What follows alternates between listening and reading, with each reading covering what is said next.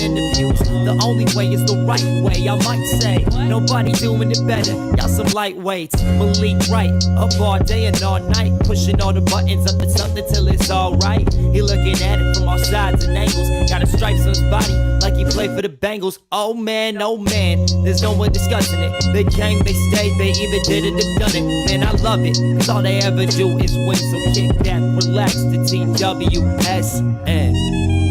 Shout out Young Swish.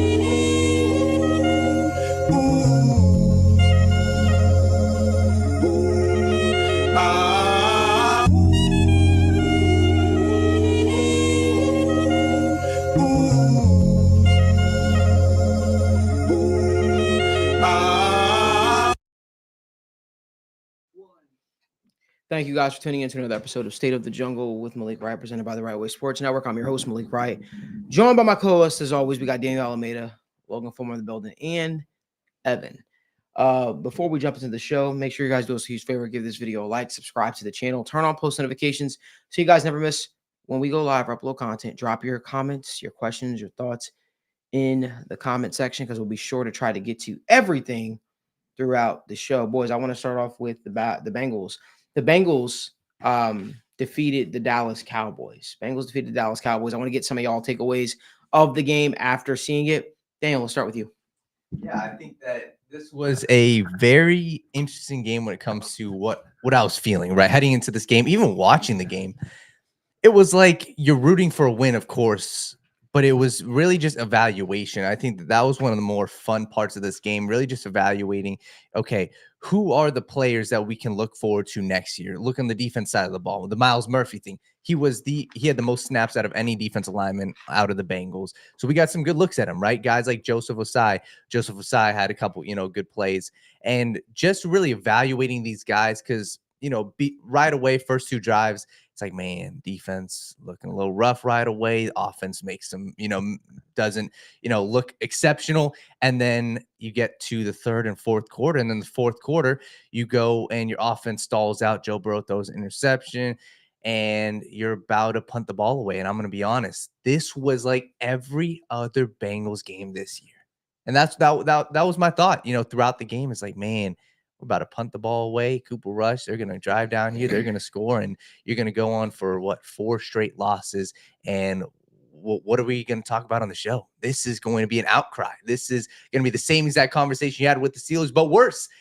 And then you win the game. And watch the post-game press conference. I know I said this multiple times, but this is, one of the things. I was just seeing Joe Burrow happy and Jamar Chase happy. And I think that they've, just forgot what that feeling was like. And I think that this locker room, you needed a win and something in the NFL for whatever is going on, whatever disputes you're having, winning cures a lot.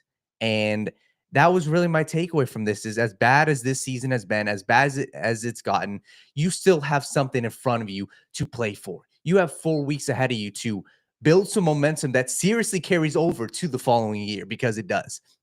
So we can get into the intricacies, and I think it's important, right? We'll talk about the defense, and we'll talk about, some of the mistakes on the offense because the offense had a lot of chances. They should have put up more points. The Jamar Chase had a drop.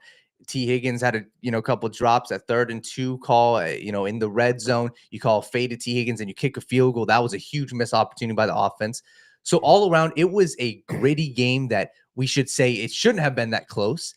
But they got a ball to bounce the right way, and they won the game. So I think that this game was huge for the coaching staff as well. Because this is, if you would have gone for 4 straight losses, it would have been go time. And the fact that you got a win under your belt and you still have, multiple winning, potential winning games ahead of you, you set yourself up for a different scenario than what I was thinking. I was saying, hey, code red, it is over. You're going to miss the playoffs. Serious shit needs to change. Now it's a little cooled off because okay, if you go and win 3 out of your next 4, if you go and win all 4 of your next 4 games, you got something serious to work with. So all around, I know it went, a little all over the place, but I think the fact that you got to win seriously changed the narrative of a lot of things because a loss in that game, I think we would be talking about, coaches being fired now. We'd be talking about who needs to go now. And now it's at a point where see how you play the next couple weeks. But man, like I wouldn't be shocked if this, you kind of roll after the season and say, hey, Joe Burrow and Jamar Chase, we got our cornerstones. We know we need to change some things. And then now the Tee Higgins conversation, you got more clarity on that. So you have your cornerstone pieces in place now. You just got to win under your belt. And if you can rattle off a couple more wins, I think it eases a lot of tempers in that front office. So, yeah. Yeah, I think at the end of the day, you alluded to it about halfway through, just the basic thing. Everybody's heard that winning cures everything.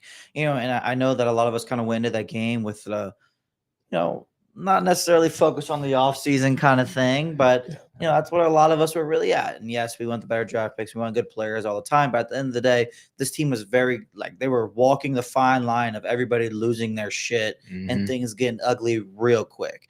And the players went out there, they played, they delivered a win. Joe played pretty dang good as usual. Jamar Chase continues to prove he's the best wide receiver in the league, and that's where things should not change all year long. It was good to see on the defensive side of the ball. They still struggled a lot early, but I don't want to say for the first time because there's been some opportunities, but they stepped up in situations where they were needed. They got a clutch turnover in the red zone after those first couple drives. They tightened up a little bit. We got sacks down the stretch. We got pressure down the stretch. Things kind of looked a little more normal for them as the game progressed. Obviously, the Cowboys still kind of had their way early. Some questionable calls, not right in Rico Dowdle's hot hand there, 7 yards of carry. That's not our fault. That's their coaching problems. We don't have to talk about those. For once, the defense, made plays in multiple quarters and multiple situations and just held a team to not 30 points. And when that happens, there's a good chance the Bengals are going to win. And that's exactly what happened. But like Daniel said too, it's a huge evaluation process now for the Bengals. And you can enjoy that stuff too. Like you can really find out what you have in some of these players. Yes, we'd like some other guys to be healthy. Yes, we'd still like to see at least DeJohn Anthony be active for whatever reason. He's not. Like we got to continue to see what we have in some of these players because we just got, again, more clarity about the Tee Higgins situations. Now you need to figure out your clarity elsewhere. And the one way you can do that is by playing a lot of these people, seeing what you have, finding out who these guys really are on Sundays and not just in practice or in the preseason. Because right now, the more information you have about the people on your team, the easier it is going to be able to decide if you need to bring somebody else in, keep them in, maybe, tweak this or that with them. But that stuff gets so extremely hard when they have no game film. Practice is a completely different story than it is in a game. It is not the same thing. Obviously, you can get a lot out of practices, but how people play in the games is sometimes just different than the way they practice. If a switch turns on, whatever it is, Bengals have to do a better job these last few weeks at, finding out who they have in some of these guys. Because I think we all know this team is too talented just to, be where they are at, but that's where they're at. So it's probably going to, regress to the mean a little bit here down the stretch, win a few more ball games and just, we'll see where it goes from there. But at the end of the day, we're going to continue to enjoy Joe and Jamar. And I think that's enough reason to keep watching the Bengals at that. Yeah. Two big takeaways, I guess. And you brought one up is the defense and just kind of rotating those guys in there, being able to evaluate other talent, especially younger talent. Josh Newton led the team with 60 total snaps. Akeem Davis-Gaither, 53 snaps. Jordan Battle, 52. Miles Murphy, 34. Chris Jenkins, 33. Joseph Osai, 30. Sam Hubbard, 21. Thank God, finally. Seeing the young guys, being able to figure out what you have in these guys, try them out versus different looks, different schemes, just get them with more starting rep experience and see if you see a development happen as you start to give them feedback, as they get more trust, as things start to kind of slow down for them and they get more comfortable. Maybe you do have some guys you can rely on going forward next season and maybe even longer. Other big takeaway on offense, we've said that Joe Burrow and Jamar Chase can't continue to do it all themselves. Well, maybe they can. That's they made me kind of eat my words on that one. I am just as an objective viewer for this one single moment in the micro view of this one game. It was fun to see something go their way for a change when it came to that punt. They've had a lot of tough breaks that did not go their way. So it was definitely refreshing to at least have one, especially with some of the non-calls in that game. It was definitely nice in the moment. it is bittersweet understanding the macro view of things in terms of draft position and what it does for your potential strength of schedule in the next season, to where I personally place more weight on those things and the player evaluation. Right now, I'm trying to evaluate coaches, players, and think about the long-term view of things, because we have gotten to this point constantly trying to patch small holes instead of addressing the root issue of problems. And so you've kicked the can far enough down the road. You can be like the Saints and keep saying, if we're just going to run it back one more year, and for 5 years, run yourself into cap hell and then be at the bottom of a pit you're trying to dig yourself out of for 2 years.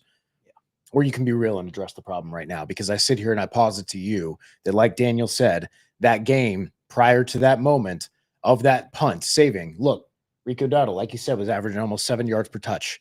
They were able to move the ball against that defense, except for a drive here and there, right? Do they stop them from wasting the clock and getting into field goal range there? Do they stop them from just scoring outright? And yes, the punt was very fortunate, and it was about time they had a play break their way. But also to that point, we had the 3rd and 2 goal line fade, and then not going for it on 4th and 2 with how your offense and Jamar Chase and Joe Burrow have been looking like. That was still questionable calls, right? The result of the punt does not change what got you there. The issues that made you still, like Daniel said, everybody panicking in the middle of the game as everything's unfolding, and you see the game slowly start to be slipping away from the Bengals yet again. Nothing about how you got to that point changes with that. So again, when we're just doing our pure macro evaluation, we need to keep that in mind. And I know many Bengals fans will say, this is important for the culture. It spurred the Joe Burrow and the T and all this stuff. And now you're going to get leadership, and you're going to be playing more cohesively, and you're looking better, and you've got momentum, and this is going to carry over into next season. That's all well and good, but we've had this conversation before, right? And it was when the Bengals were trying to get in draft position to get Joe Burrow. You very easily could have been one win off and not had Joe Burrow, and instead you have Tua. And you're dealing with all the concussion issues, and all of a sudden right now, where you're dealing with Justin Herbert, and he's getting killed like he is in the Chargers, and constantly dealing with broken ribs and all these other things that he's been ailed with his career, right? I hear people talk about how the games matter in that moment, but yet I never hear anybody bring up as an example, hey, this game and winning these games, it does matter. Remember the year that they were tanking for Joe Burrow? They were 0-11 and hadn't won a single game, and then they beat the Jets for that win. I don't hear people bringing up that Jets game. I don't hear people going, that Jets game in 2019 really righted the ship and got these players right. Like, no one brings it up, because I know it matters in the moment. I know it feels good in the moment. I said it myself. It does feel great in the moment. So does eating a gallon of ice cream, but then you're paying for it later, right? Like, it's the same way. You can enjoy the micro view, but you can also be willing to understand in the separate context that the macro view, winning is a tertiary, maybe even like the 4th or 5th kind of item on the agenda right now in terms of understanding yourself as an organization, understanding yourself as a coaching staff. And Joe Burrow and Jamar Chase going fucking He-Man should not be saving anybody's jobs right now, should not be making up for anybody in the front office, the scouting department, anything. Because like Daniel said, winning cures all, but it cures your perspective on things. It doesn't cure the actual problems. It's like putting lipstick on a pig. It's like trying to put deodorant while, the dog crapped in the corner of the room. Like, it's going to be better for a second, but like, you didn't get rid of the problem. Like, again, Joe Burrow and Jamar Chase being next level elite is them being crazy good. You still need to examine everything else outside of that, including players on the offense, players on the defense, every part of this organization. Those two going batshit nuclear should not save anyone's jobs but Jamar's and Joe Burrow's. Wow, you guys cooked. You guys cooked on the show. Yeah, this game for me, if you guys call it the recap show and then you call it the conversations him and I had afterwards, it was something that the players needed, the coaches needed. Players and coaches don't try and, tank. That's not something they believe in. Coaches Right. try to save their job. Players trying to make sure they put good film on tape for their team that they're currently on or their future team. So overall, a good win for the Bengals. Saw some nice stuff. I thought it was nice to see the defense have a step forward, I would guess. They weren't the talking point. Yeah. It almost was very reminiscent of the Bengals defenses that we've seen in the previous like couple years. And I understand you play Cooper Kupp. A lot of people are down on it, but you can only play who is in front of you. That's just my thought process. Want to keep the conversation rolling. Before we do, make sure you guys give us video, like, subscribe to the channel, and turn on post notifications so you guys don't miss when we go live or upload content. Let's talk about the future of this coaching staff. Let's talk about the future of this coaching staff. With a win like the one that just took place, seats cool down to some degree, I think, because maybe, maybe all is not lost. Maybe this team still wants to fight hard. Do I believe it should? No, that's not. I don't think one win should change anything personally. But I still believe that the Bengals can't afford to get to 10 losses on the season, right? Which is something that they just need to make sure they don't do. They need to find a way to win these next couple of games. It ain't about playoffs, it's about building positive momentum for the future. And it's about also showing ownership and this fan base that this team still wants to win. Could it be that this team came into the season with so much pressure?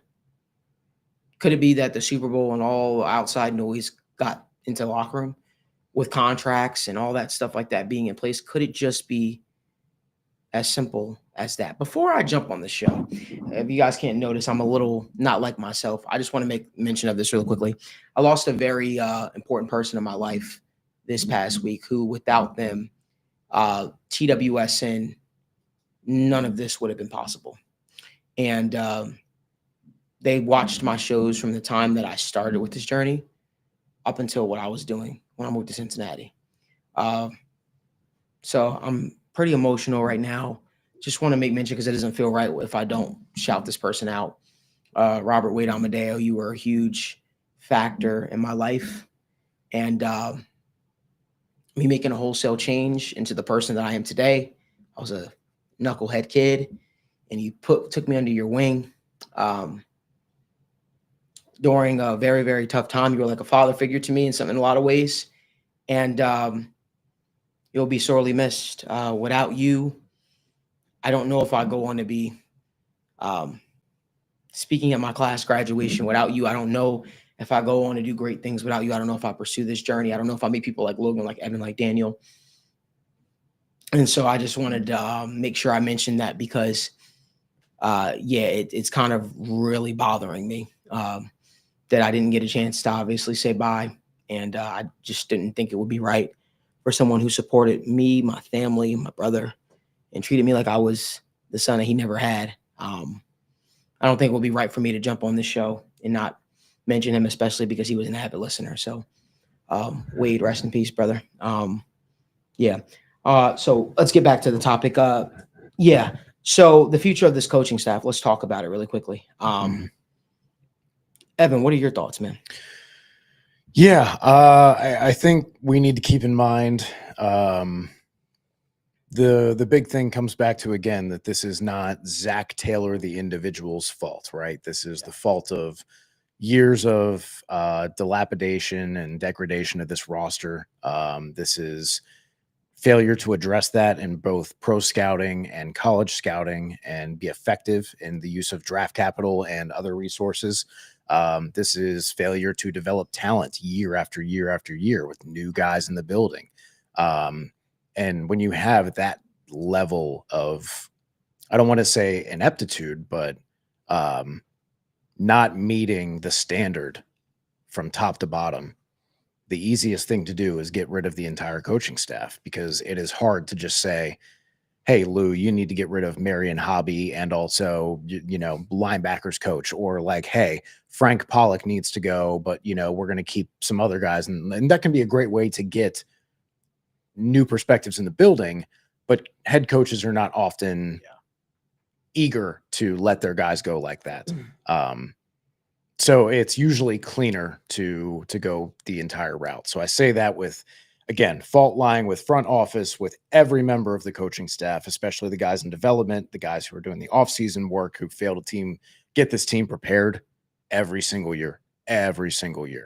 That's the kind of stuff that makes me go, one more just Joe Burrow be more magical is not going to save this. It's that deep-seated and set like constant failure in all aspects of team building, of developing your players, and then starting slow and having these game management issues and all these other things that just continue to pop up, where if you have the issue and you address it and you learn from it, and then it's not a problem anymore, that's a different story.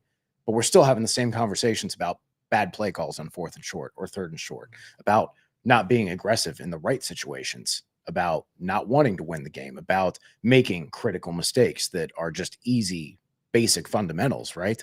And that's where I come back to, hey, winning or losing this one game should not change your opinion of the entire body of work of this coaching staff over 5 or 6 years, or even just this season, right? When we look at the macro, if you lost this game, people are probably sitting there saying that might have been Zach Taylor's like nail in the coffin, right? And if he won, that shouldn't be the job. It should not have been the nail in the coffin. It should not also be the game that saves his job, right? Yeah. This is not putting yourself in the playoffs. This is changing your playoff odds from 1% to 3%. This is not some monumental game that was won against a huge divisional opponent, on the road in primetime or something along those lines, right? You were playing a backup quarterback against a team with a lot of backups and a lot of injured players.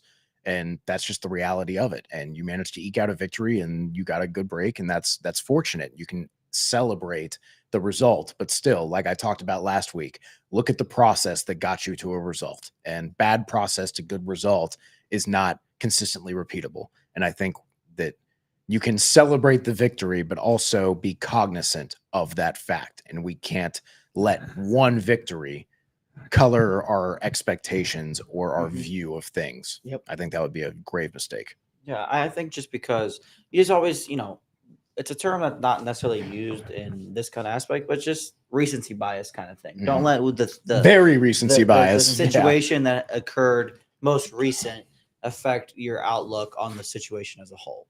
And obviously, Zach has done a lot of good. The offense is clicking. The offense looks great. It's awesome. But like Malik said on Twitter this morning, it's just he's more than just a play caller. He's a head coach. He's doing so many other things. And Zach Taylor might be the best play caller in the NFL, but it doesn't matter if he's the head coach and he's can't do the responsibilities of a head coach. You know what I mean? So it's just like it's a tough situation to walk for them because I think he's doing a lot of things well on one line, but at the end of the day, you can't just ignore all the things somebody's doing wrong because they do one thing really well, especially when you're in the situation, the seat of being a head coach. And again, I think it's the Dallas Cowboys too. I don't want to say, I tweeted about it. We've beat Daniel Jones, Cooper Rush, Gardner Minshew, Deshaun Watson. You know what I mean? Right. Like we still don't have great wins. We're still not doing all these things well. We're beating bad teams still, but I think how this team finishes the year is obviously going to have a huge impact on that. I think, these last couple of weeks, we've been looking at it more and more clearly as he's going to get fired. He's going to get fired. He's going to get fired. This might put a small halt to it.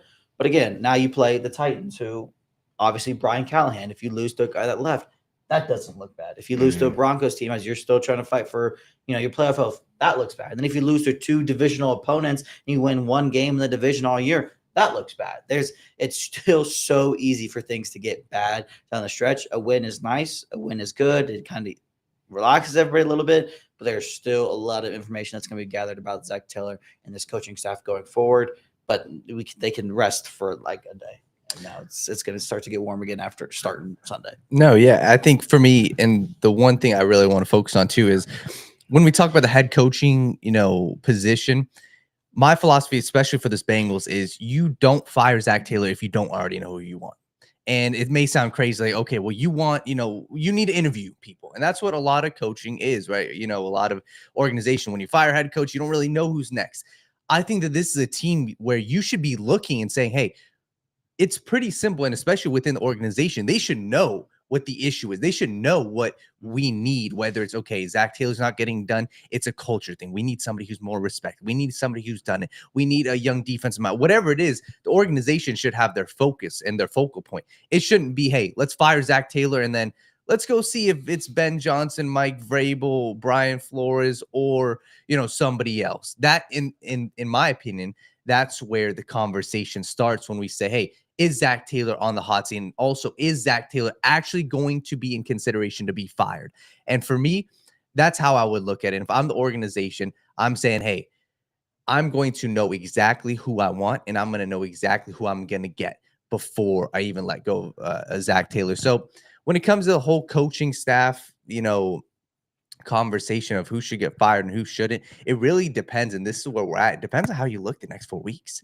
And I think that a lot of the narrative can really be shifted when we talk about a guy like Lou Anarumo, right? It annoyed me. This was the first time I ever watched for this entire season the pregame show of a football game. It's weird. Maybe I just haven't been, in tune with the pregame, but the whole narrative that everybody was saying was not one person said Zach Taylor's name. Not one. Everybody said Joe Burrow is an MVP candidate, but if the defense was better, they would be in that position. So for me, that's where I don't believe that's the narrative. And I don't think that that's the right narrative. So I think that everybody deserves blame. And I think it's, in my opinion, it's really up to Zach Taylor to go out and you got to win these close games. These are winnable games, but I'm very confident that Cleveland Browns game, that Denver Broncos game, and that Pittsburgh Steelers game, if they're still playing for something, all three of those will be one-score games. And I'm very curious to see how this Bengals team performs in those one-score games because, as we talked about, a lot goes to the front office, but I also believe a lot goes to late-game coaching because 2-7 in one-score games is not a fluke. So you got 4 games to change the narrative, coaching staff. So I think the record is actually even more damning than 2-7 in one-score games. Or just this season. This season, yeah, I think it's worse than that. The one thing I'll say is maybe this is a hot take. The best quarterback in the National Football League resides in Cincinnati, Ohio. The best wide receiver in the National Football League resides in Cincinnati, Ohio. That is a rare feat. That is something that does not happen often. So when we're talking about the future of this coaching staff, Mike Brown, Katie, whoever else makes those decisions, sit down and ask yourself, can we win with this coaching staff? Can we win with Zach Taylor as the head man in charge? Or is it time to reshape things? Remember the 5-year rule. No quarterback and coaching duo has won a championship together after 5 seasons. Is Zach Taylor going to buck that trend? Because what happens is when you have an offense playing high powered the way it's playing, well, your offensive coordinator, who I believe deserves a lot of credit for the offense looking how it's looked, is going to start getting head coaching consideration. I don't believe Dan Pitcher is long for the offensive coordinator job in Cincinnati. He was being looked at for offensive coordinator jobs last year, so a lot of people already thought he had the chops for said position. So now you have to ask yourself, now that the results have been what it is, and the Bengals offense has never looked this prolific. What changed, Malik? What changed this year? Well, Brian Callahan is in Tennessee. Dan Pitcher is in Cincinnati, and now he's the offensive coordinator. He's now the lead man in charge. We start seeing more motion involved. Brought the gentleman over from the Vikings, from Kevin Literally, O'Connell, who was doing all of these things. 100%. So you have to start asking yourself, while the offensive coaching staff is good, right? Can we win with Zach as the head man? Which brings me to the next point, which was my tweet that Logan had alluded to earlier. The fact of the matter is, Zach Taylor isn't just the offensive play caller. He is the head coach of the team. So, he bears some responsibility. He is to blame for some of what has taken place. That's just the way I view it personally. I look at it as a situation and say to myself, you have to analyze this coaching staff as a whole. And you have to ask yourself, is there light at the end of the tunnel with this said coaching staff? To me, you can't just move off of a coordinator. You can't just, think that that's going to be the fix to the issue. The divisional record is still an issue. The slow starts are still an issue. The mismanagement, right, of player usage is still an issue. There's a lot that kind of goes into it, which is why I said never get too high, never get too low, always stay even keeled. Analyze this these next couple of games as a whole. Ask yourself, can we win with Zach as a whole? Don't come to a conclusion after they beat the Dallas Cowboys. Analyze this game as a whole. Analyze the rest of the season as a whole. And you have to ask yourself that question. And more importantly, are our star players still on board? What does our quarterback want? That has to be the question that comes up. Because I think what's happening right before our very own eyes is Joe Burrow is realizing his own strength. Joe Burrow is realizing how much power he actually has within the Bengals organization. I think he's realizing that when he speaks, they listen. I think he's realizing when he says he wants things, guess what? They will make things happen. He literally spoke in the most blunt way in his press conference today. He said, I would be very disappointed if Tee Higgins was not here, right? I'd be very disappointed if Tee Higgins was not here. I'd be very disappointed because T is a need. He said, we get Tee Higgins and then we'll start looking at resources that we can add to help this team moving forward. So he's calling a shot already. He's saying we're going to be active in free agency. We're going to go out there and pursue players. Bundle up. But make no mistake about it, something is coming to Cincinnati. Some change is coming to Cincinnati. It feels like the worst kept, maybe not the worst kept secret, but it seems like a secret or something is known amongst those in the know to some degree that they realize they can't do the same old. Is there a changing of the guard? Is there going to be a new lead man from maybe they'll give somebody the actual GM title? Is that what's coming to Cincinnati? But it feels like everybody is the merge, like murmur. That's all you hear right now. That's all you hear. This could happen. Something could happen. What I think is, regardless how Zach Taylor and company finish the rest of the season, it will impact their job security and their job status. That's what I feel. And Jared Gundler, if you're listening, he said, what if our quarterback wants Zach Taylor as the head coach? Then he's there probably. Yeah. If that's what Joe wants, he's there. But here's what I'm saying. You have to have a plan in place. You have to have a plan in place. I don't feel like Ben Johnson's realistic. Respectfully. I don't think the Bengals are going to give that guy over $10 million to coach the Bengals and to meet all his demands and talk about why it hasn't worked. And for a first year, I just don't know if he comes in with that type of autonomy. I respect him shooting high and saying, hey, and maybe you'll be able to get an ownership group that isn't as set in their ways to abide by what you're asking, Ben Johnson. Maybe you feel like life in Detroit is that great and you want to stay there. But hey, I'm just going to say, be careful. Yeah. Be careful calling your shot. Be careful breaking all these news and saying what you want and yada, yada, yada, yada. You better make sure the juice is worth the squeeze. You know what I mean? You better make sure it is.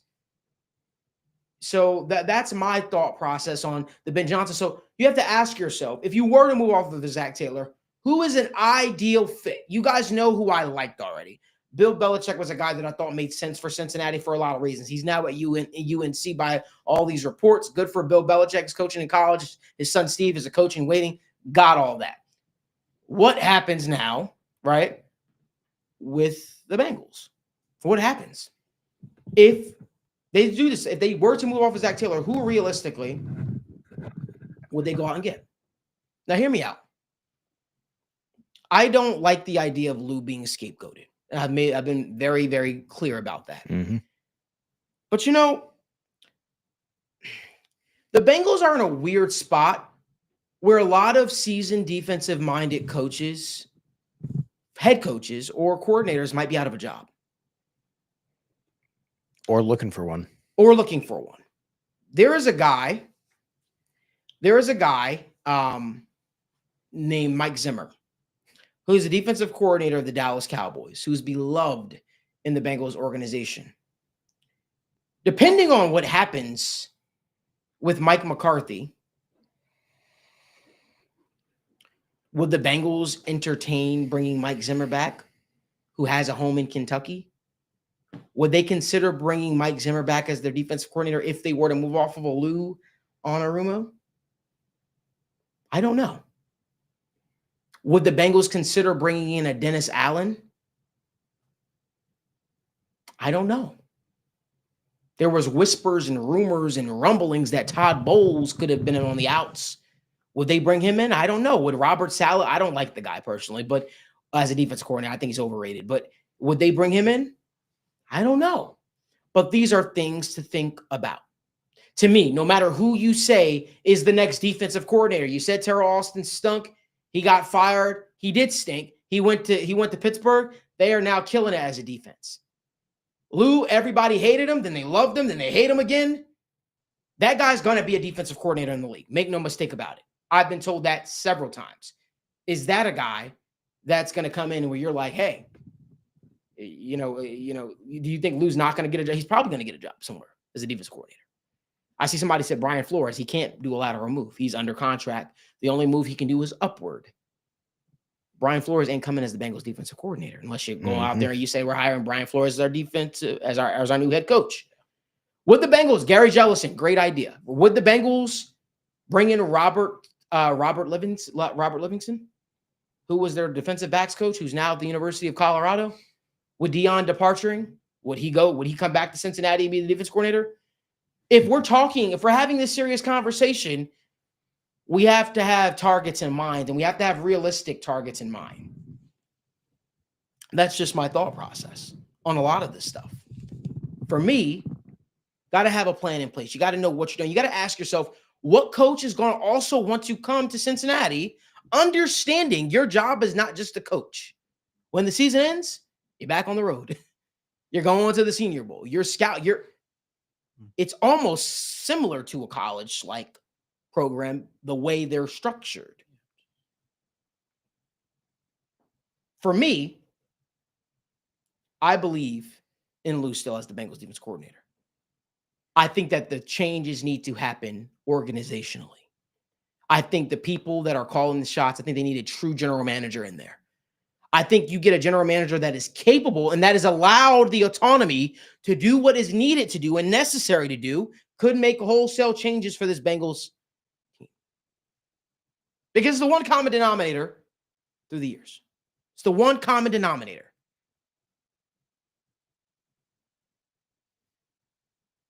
So I'm sorry, I'm reading Michael Rolfe's comment. Mike, we saw that before that we went live, brother. Don't worry, we're going to get to it. But for me, there's a lot that goes into this discussion. There's a lot that goes into it. I don't believe Robert Saleh is a good defense coordinator, respectfully. I don't. I remember how poor he was before Nick Bosa. I remember people calling for his job. There's a reason why Niners fans weren't like, hey, let's bring him back. They weren't clamoring to bring that guy back even after you just heard he got fired. Reason why. To me, I understand it's the name. It's like, oh, he's entertaining. He's energetic. Let's bring that guy in. But even if you do, right? Remember, because Zach is going to play a role if they were to move off of Lou. I hope they don't do that. But if they were to move off of Lou, Zach is going to play a role, whoever the next defensive coordinator is. Do you really think he's going to hire a young, defensive-minded coach that could potentially come for his job if shit goes haywire? Ask yourself that question. No. He threw a hissy fit when they wanted to bring Frank Pollack back and they wanted to fire Jim Turner. No.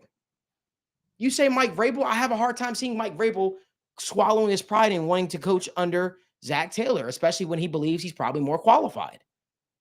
All these guys, I'm thinking head coach candidates. Yeah. Brian Flores, Yeah. Vrabel, guys who have been head coaches. They're trying to get back to being a head coach. Yes. They're not trying to jump in as DC. And yes. I thought what you brought up from Colorado, if Deion doesn't end up jumping to an NFL team or does, and then ends up bringing in someone else for the staff, I mean, that could definitely be a spot. But I mean, I understand saying that you have to have targets in place, right? Mm-hmm. And that the Bengals usually are a unique organization in how you operate, and you have to be comfortable with that. I do bring up the point again that there are Mayo's not getting fired, by the way. I do bring up the point that there are 32 NFL teams and only 3 to 4 jobs open up every year, and your chance for a job can disappear very, very, very quickly with one bad year. We've seen it happen with a lot of different guys. Lou Anarumo is one of the examples that's recent in memory, right? So as much as coaches want to be stingy, not every coach is Ben Johnson and is everybody's media darling and can make demands about the coaching positions. The other aspect, again, that I bring up all the time is the advantage for large markets versus small markets is not what it was. That is an archaic way of thinking. Again, I bring it up with the NBA all the time. The face of the NBA, whether you want it to be Giannis, Anthony, Ant, that everybody says, yeah, okay, sure. Whatever that is, those are small market teams. Like Phoenix, Devin Booker, Kevin Durant, that's not a large market comparatively to New York, LA, all of these other spots, right? So you can be a star now in social media age. Look at Joe Burrow and Jamar Chase, for example, and you don't have to be in a large market. So that's the first part of the coaching staff search, right? The other aspect I say is you don't necessarily have to 100% know a guy is tangibly better, because different in and of itself almost has to be better at this point because you've already underachieved so drastically. You were looking at 11, 12 win season this year, and you have underachieved as much as you could besides being a bottom 3, bottom 5 team. If it was not for Joe Burrow literally being the best quarterback in the NFL right now, you are probably sitting there with 2 or 3 wins. Flat out, let's be fucking honest with ourselves, all right? So when you've underachieved that badly, and let's be honest, AFC North, right now, today, is Zach Taylor the worst NFL coach in the AFC North? Tomlin, Harbaugh, Stefanski? I'd say, yeah, that seems pretty clean and cut. And then if you want to look at just the AFC and the conference, are you a top 10 coach? You might be number 10. Maybe. Andy Reid, both the Harbaugh brothers, Sean Payton, Kevin Stefanski, Raheem Morris, depending on how you feel about Shane Steichen. And we're already getting close to, what, 8, 9 there? Yep, 8. What are we doing if you've got the 8th or 9th best coach overall? And if we want to talk about offensive design, we talked about who deserves credit for that. Joe Burrow being off script throwing jump passes deserves credit for that. Motion that didn't exist in this offense for the first 5 fucking years that now magically comes when Dan Pitcher gets more fingerprints and hands on the offense and they get outside consulting from other teams. Now suddenly it looks better and people want to say, oh, but the offense looks great. And it's like, yeah, what got you there? What looks great about it? And why didn't it look great for the last 5 years? What's changed? Either Zach Taylor came to terms with a lot of different stuff, or he's got outside help who's having a lot of help in this, especially Joe Burrow and Jamar Chase. And when I say that, and I say again, going back to, if it's a culture thing, that's what you have, that's what you fall back on. The culture's not been good for the last year and a half, let's say. It's been, and not all of that is Zach Taylor. Part of that is the front office. But again, we're coming back to, there are multiple issues in many spots on this coaching staff that have to be addressed. And the easiest way is to just clean it out and get fresh new ideas, because every single coach, every member of that front office and scouting staff has been a part of these slow starts, constant misses, failing to modernize in any single approach. That's not going to get better if you just run it back with Zach Taylor and new DC that gets, because Lou gets scapegoated. Yeah. I think you immediately become much more potent and much more deadly if you hire a head coach like a Mike Vrabel, like a Brian Flores, because I have seen Brian Flores be very successful. And I know the Miami job didn't work out. We know sometimes, hey, your coaching style does not mesh well with the culture that you have in that locker room. And part of it is on you to adjust to that. And sometimes, like we said, with offensive coordinators, with players, with coaches, sometimes there's just bad fits. But the guy has been successful everywhere he's gone. And he has one of the worst defensive rosters in the NFL. And guess what? He has those guys playing like a top 3 defense. And he's doing crazy fucking shit out there, like lining everybody up on the line in the zero blitz and bailing out into Tampa too. He is showing ingenuity and finding ways to put guys in chances to succeed and be better than them. And if you're asking me, the easiest way to turn around this team, because I've seen what the offense can do by themselves. I've seen how fucking elite these guys are. And if you're talking about bringing Tee Higgins back now, who cares about addressing stuff on the offense right now? As long as that offensive line, you just get in the same kind of tier as Alex Kappa and Cordell Volson at those spots.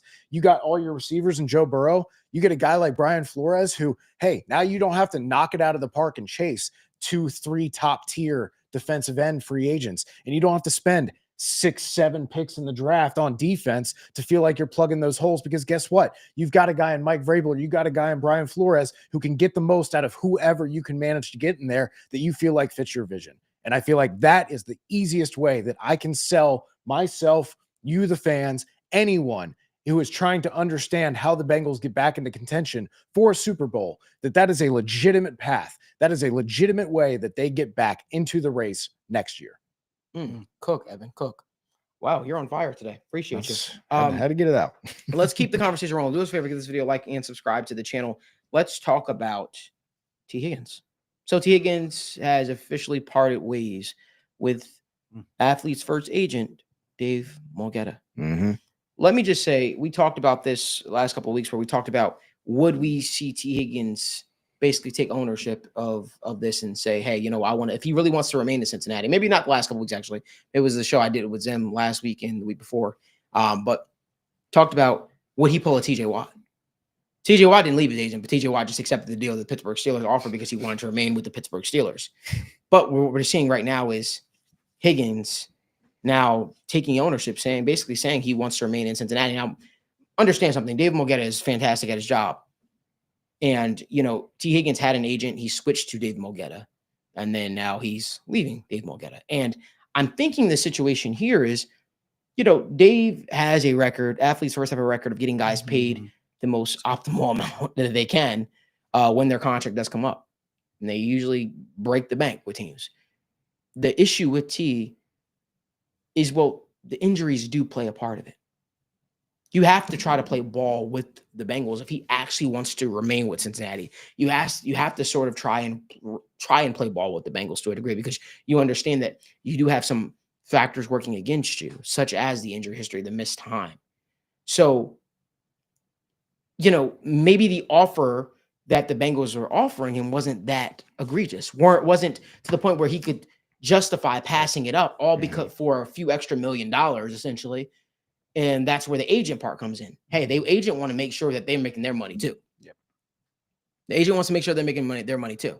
And I just think for Tee Higgins' personality, what his want to was to stay in Cincinnati, it just probably wasn't a good fit. It didn't align with Dave Mogetta's vision in terms of, Dave's trying to do what's best for T, but also do what's best for himself. And I remember he put out a tweet not too long ago where he actually referenced something. I don't remember exactly what he said, but I remember he came under fire for it. But he was basically saying, essentially, his job is to get his players played the absolute most he absolutely can. And guess what? If T were to make it to free agency and Dave was still his agent, some team would say, you know what, we are going to give T Higgins that money. Mhm. But T's now saying, hey, I want to remain in Cincinnati. And Dave's like, well, I want you to get paid. And then it's like, all right, well, I want to remain in Cincinnati. I also want to get paid. The money that they're offering, or that they could be offering, isn't that bad. But T, you can break the bank. There are teams that are clamoring for you. There are teams like the Patriots, teams like the Chargers that would die for your services. But I want to remain in Cincinnati because life is pretty good in Cincinnati. When you think about who the quarterback is, when you think who my partner right next to him is, right, in Jamar Chase. Well, at that point, the visions no longer align. Even though Dave Mogetta was trying to do what's best for T, I think, honestly, in some ways, doing what's best for himself could cloud that. And if a player and this is a note to players have more powers than they realize. If you want to be a part of something, if you want to remain somewhere, you have the power to do so. Daniel, what say you? Yeah, I think that's a very valuable thing. And I think I forgot who said it. It might have been Willie Anderson that said this on Twitter the other day.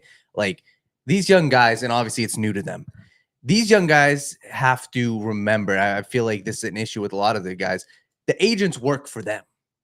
And I think that, Malik, what you just said, the players have more power than they realize.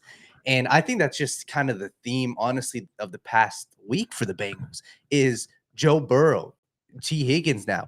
They got a lot more power than they think. And I'm just glad that this is the way it worked out, because it seemed like Joe Burrow was kind of the domino. It needed a fall. And it's exciting to see Burrow's taking it into his own hands. And then when you look at Tee Higgins, at the end of the day, bro, and it maybe, hopefully it's no bad blood, but we were talking about this before the show. Dave is going to get his guys paid, and that's it. If T's vision didn't align with that, it's okay to not do business with one another. And I'm just glad that they found a resolution. And it's very clear at this point what Tee Higgins' intentions are. And I'm just excited to see, how this turns out. But I don't know, man. I think it's a fascinating discussion, because you look at all about sports, and so much of it, is your on-field performance, but there is a business behind it. Business is literally 90, 80, 70% of what goes on behind the NBA scenes, behind trading players. So much of it is the top man at the organization. So much of it is behind the scenes. And now we're starting to see some of the behind the scenes stuff. So all in all, I'm just glad Tee Higgins is showing what he wants. And it's very clear likely he's going to get what he wants. He's going to stay here in Cincinnati. And I'm just glad that the players, from 3-4 weeks ago, we were saying, man, it's just going to take Joe Burrow and Jamar Chase to say something. And Joe Burrow's starting to find his voice. And today I'm glad that he went out, on that press conferences and said that it would be a major disappointment. So I'm just happy. And it seems like the way that this locker room is trending is much better than it was trending 2 weeks ago. And this is what it can take, to hopefully get you in that Super Bowl contention. And this is where it starts. It starts in your locker room, because a broken locker room, you cannot fix that, right? And you cannot change that unless if there's serious change with the GM, with the ownership, with the head coach. But if your locker room is in a good place, everything else can slowly get fixed out. So I think that this team is slowly starting to fill the cracks that were broken early on in the season. Yeah, So and I think the kind of cool part about it is kind of like a lot of the stuff you were saying. You can kind of see it how it's developing. Yes, where the Bengals are not having a good year on so many fronts, but the offense is playing great. They realize somebody needs to step up, things need to change, and they're kind of realizing that they can be the ones to do it. Like Joe's never been this outspoken guy like this before. And now, he alluded to it, how he wants to hear, and then he doubles down on it. And now hours later, he's got a whole completely different agent. Like it's just like Malik talked about earlier, you feel things change and you feel things change. And you can I think the players are kind of starting to realize we can, not that we control things, but we have a big say in this. If we want to be together, let's keep playing together. If we're having fun, let's keep having fun playing together.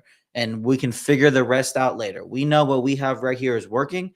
Let's commit to it. Let's figure it out later. If we have to be the ones to sit here and do X, Y, and Z to make it happen, we can be the ones who sit here and do X, Y, and Z to make it happen.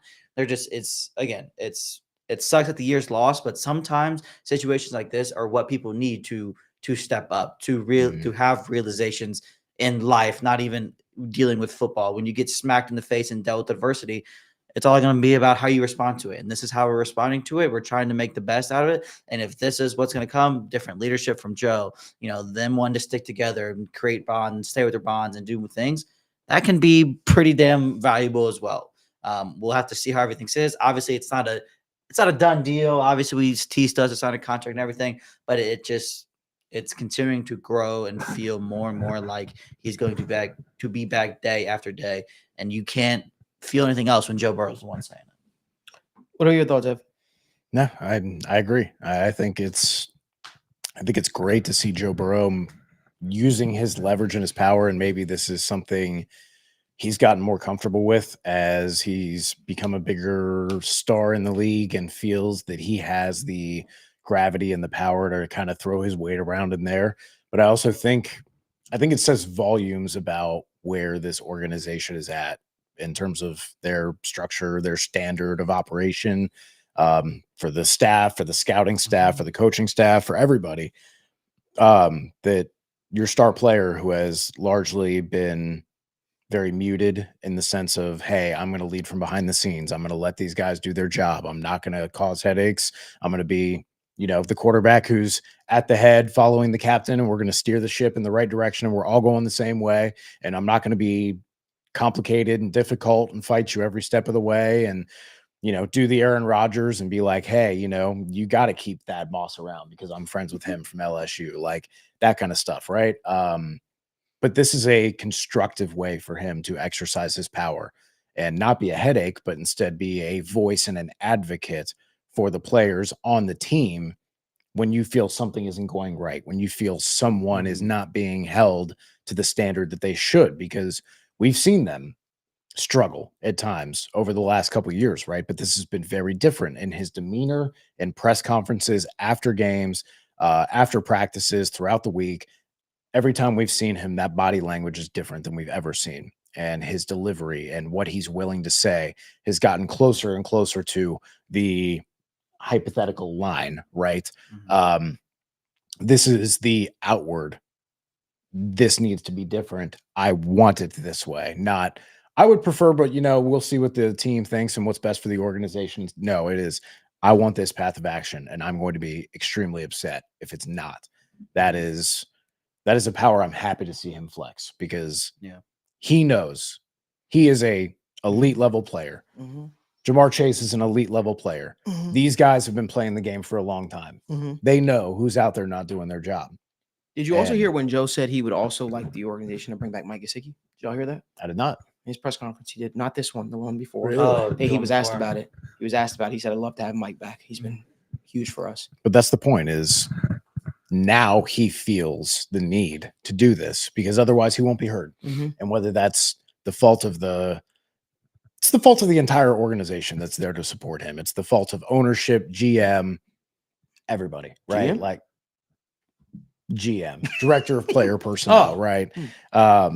No, it's everybody's fault who's failed to support him to that point to make him feel like he has to speak out now. And I think that very much underscores the importance of this time right now and why change is so necessary, because putting a new fresh coat of paint on there is not going to fix any of the foundational issues that are still there in the bedrock of the organization.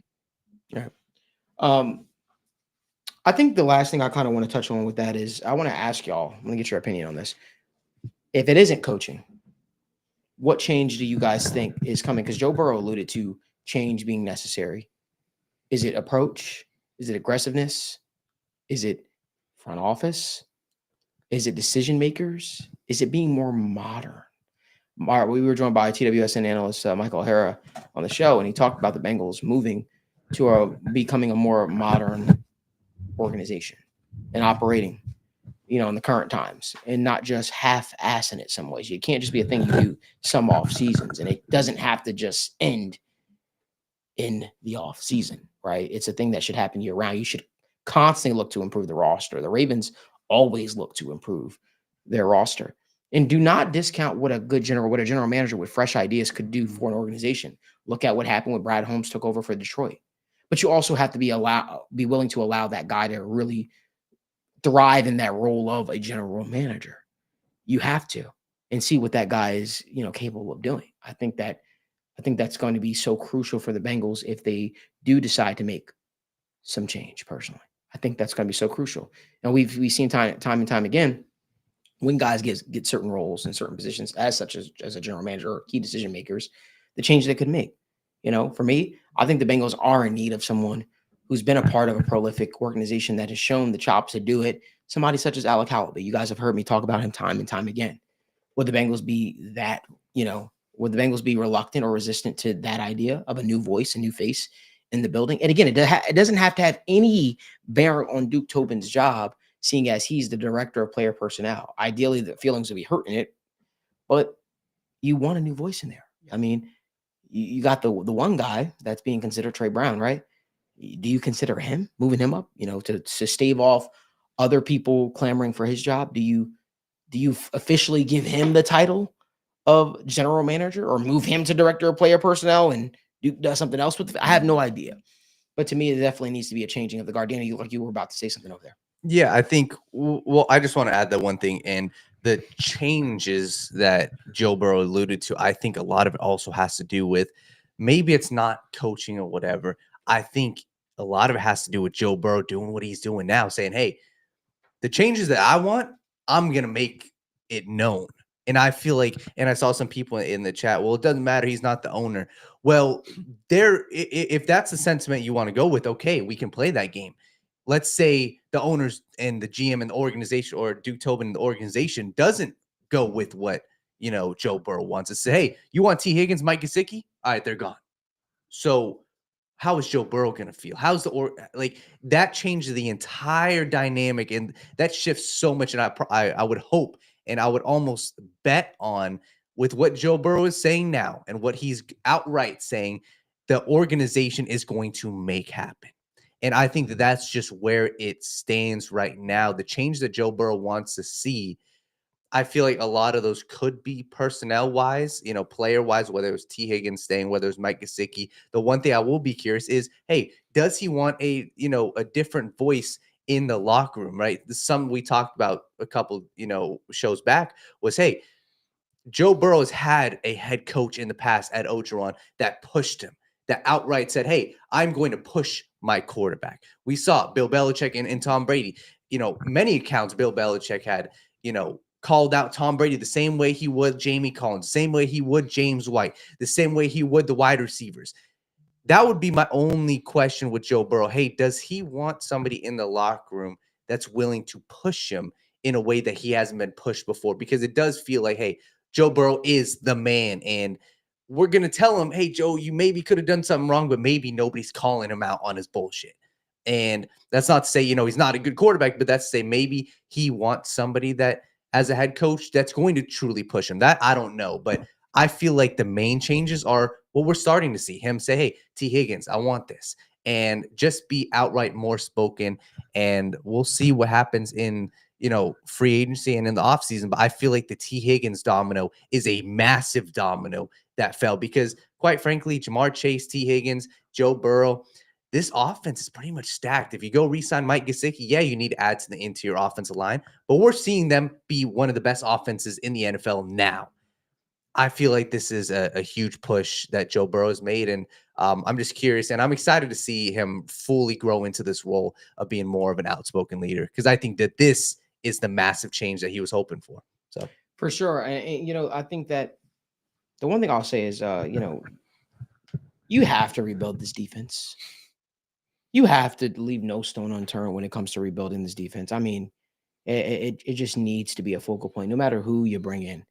And, Lou's beloved around the league, so you got to ask yourself, would you be moving on from a guy that you'd wind up regretting? Because like the fact of the matter is, championship level teams or teams that want to take it to the next level will be looking to add that person to their staff in some degree. So it's a lot of decisions that need to be made.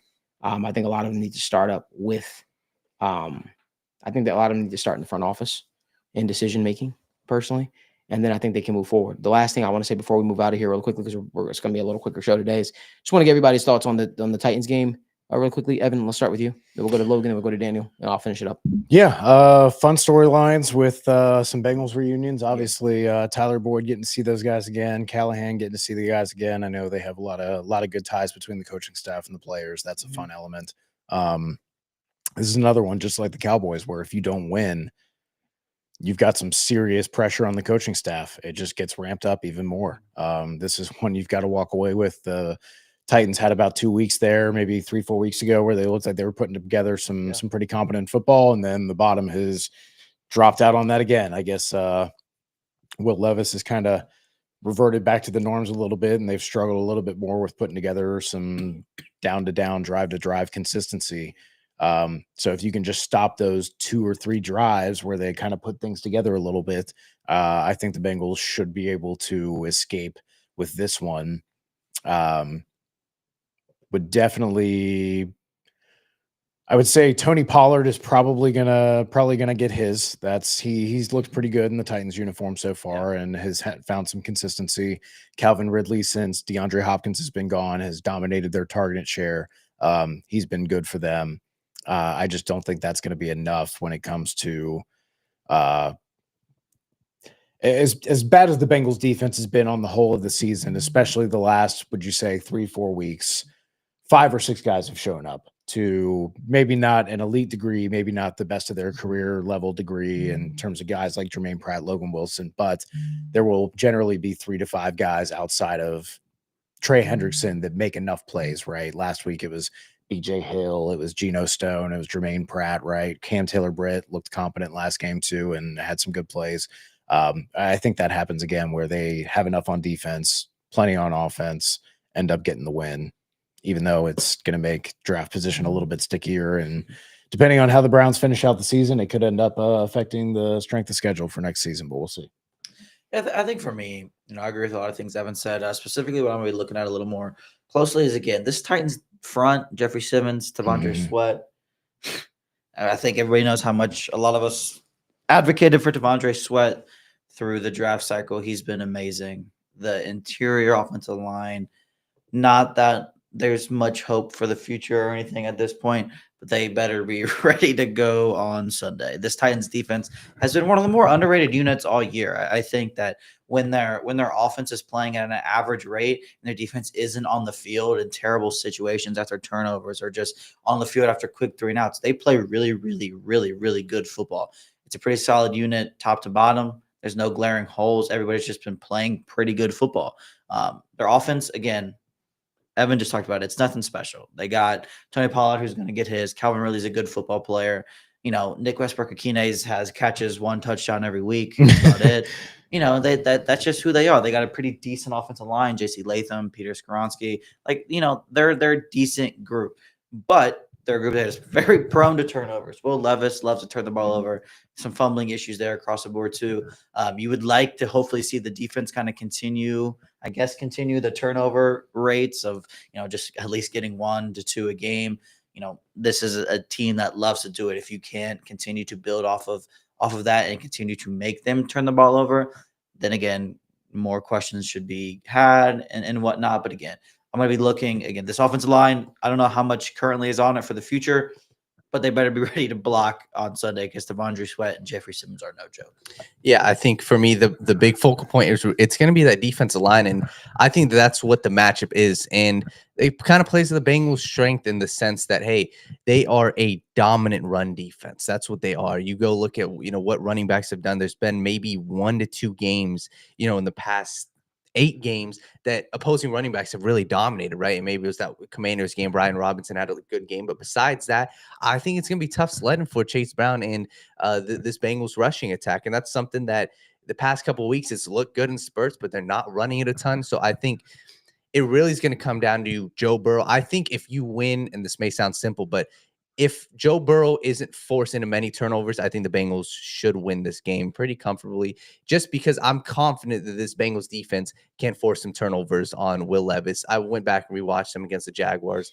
There was multiple times where they just bad pass. They didn't score a touchdown against the Jags. They scored 6 points, and it's like they relied on the running game, but I still also don't believe that this Titans team is going to be able to be out in front of the Bengals to consistently just pound the rock 30 times this game. So my biggest focal point is going to be quick passes on the passing attack. And I think that this could be a very big game for the Bengals wide receivers. So that's the biggest focal point. And Joe Burrow, as long as you don't have 2 to 3 turnovers, I think you win this by 6 points. So I'd say score prediction, I say 23-16. Like I just said, this coaching staff needs to continue to build more positive momentum for the rest of the season. We'll see how this thing shakes out. Listen, we appreciate y'all for tuning into another episode of State of the Jungle presented by the Right Way Sports Network. Appreciate you guys for making this a part of your daily Wednesday routine. We will not be having a State of the Jungle episode on next Wednesday. So if any company out there want to do a pop-up live show on Wednesday like you tried to do tonight, you're more than welcome. I'm sure we'll be live next Friday, going live for another episode of State of the Jungle. We appreciate y'all for tuning in. We're still ready to hang up you guys' banner whenever you're ready. But until next time on State of the Jungle, hoo day.